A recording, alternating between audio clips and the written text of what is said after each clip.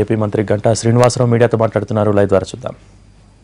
ఇటువంటి వాటిలో ఇన్వాల్వ్ అయిన వ్యక్తులు ఏ స్థాయిలో ఉన్నా ఎంతటి పెద్దవాళ్ళైనా సరే ఏ మాత్రం కూడా స్పేర్ చేయకుండా వాళ్ళకి కఠినంగా శిక్షించినట్టు కూడా చేయమని చెప్పారు.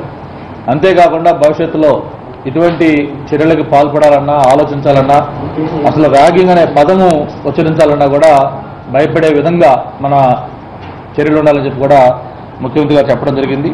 ఇప్పటికే నాగార్జున యూనివర్సిటీతో పాటు అన్ని యూనివర్సిటీస్లో తిరుపతిలో వైస్ ఛాన్సలర్స్ మీటింగ్ పెట్టి ఆ మీటింగ్లో ఏదైతే ముఖ్యమంత్రి గారు చెప్పారో ఈ బయోమెట్రిక్స్ సీసీ కెమెరాలు దాంతోపాటు అందరికి కూడా ఐడి కార్డ్స్ ఇచ్చి కేవలం క్యాంపస్లో చదువుకునే పిల్లలు మాత్రమే హాస్టల్స్లో ఉండాలి, బయట ఉండకూడదు. దానికి కూడా ఒక స్పెషల్ డ్రైవ్ పెట్టడం జరిగింది. దాంతోపాటు ఈ ఫ్రెషర్స్ డే కూడా విత్ ఇన్ ఏ మంత్ పెట్టడం, సేమ్ క్యాంపస్లోనే పెట్టడం, అలాగే ఈ పోలీస్ అవుట్ పోస్టులు కూడా అవసరం వస్తే క్యాంపస్లో పోలీస్ అవుట్ పోస్టులు కూడా పెట్టించడం, దాంతోపాటు పోలీసుల్ని మఫ్టీస్లో ఈ బస్ షెల్టర్స్ అలాగే ముఖ్యంగా ఎక్కడైతే ఇటువంటి జంక్షన్స్ అయి ఉంటాయో అటువంటి దగ్గర కూడా ఉంచడం, ఈ షీ టీమ్స్ కాన్స్టిట్యూట్ చేయటం, ఒక టోల్ ఫ్రీ నెంబర్ మొత్తం ఎలాగైతే ఇప్పుడు మనం ఒక పోలీసు అంబులెన్సు ఫైరు ఇవన్నీ కూడా ఒక టోల్ ఫ్రీ నెంబర్ ఇచ్చాము. ఆల్రెడీ యూజీసీ గైడ్లైన్స్ ప్రకారం ఒక టోల్ ఫ్రీ నెంబర్ ఉంది. దాంతోపాటు ముఖ్యంగా మన స్టేట్ లెవెల్లో ఈ టోల్ ఫ్రీ నెంబర్ ఒక కాలేజీ కమిషనర్ ఎడ్యుకేషన్ సంబంధించి ఒకరికి, అలాగే పోలీస్ డీజీపీకి, దాంతోపాటు ఇంకొక ఇంపార్టెంట్ పర్సన్ ముగ్గురు కూడా ఎవరైనా టోల్ ఫ్రీ నెంబర్ చేస్తే ముగ్గురు కూడా చేరేటట్టుగా అదొక చర్యలు తీసుకోవాలనుకుంటున్నాం.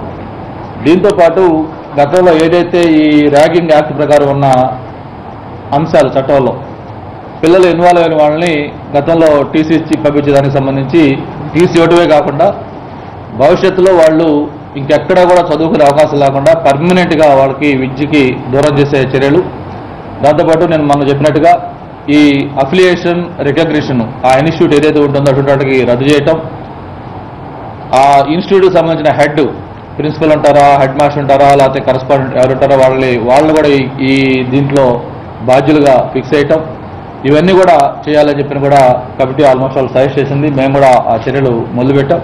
మరి ఇప్పుడు నాగార్జునలో చూస్తే మొన్న ఆ సంఘటన జరిగిన తర్వాత జరగకముందు డిఫరెన్స్ స్పష్టంగా కనిపిస్తూ ఉంది.